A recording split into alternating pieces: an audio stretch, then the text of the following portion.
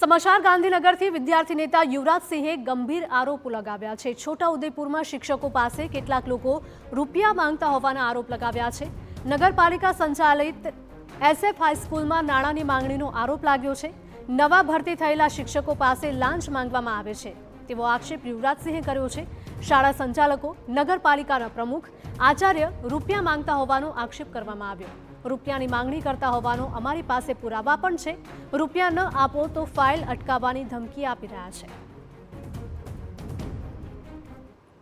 જે આ શિક્ષકો છે એને ધમકાવવાનો પ્રયત્ન કરી રહ્યા છે। સીધી નહીં તો આડકતરી રીતે પૈસાઓના માંગણી કરી રહ્યા છે કે ભૂતકાળના શિક્ષકોએ જે શિક્ષકોએ પૈસા માંગ્યા છે એમાં કોઈએ 40 લાખ આપેલા છે, 45 લાખ આપેલા છે, તેની કબૂલાત પણ કરી રહ્યા છે। તેના આધાર પુરાવા તરીકે અમારી પાસે એ આખી ચર્ચાનો 45 મિનિટ જે ચર્ચાઓ ચાલી એ 45 મિનિટનો અમારી પાસે ઓડિયો પણ ઉપલબ્ધ છે।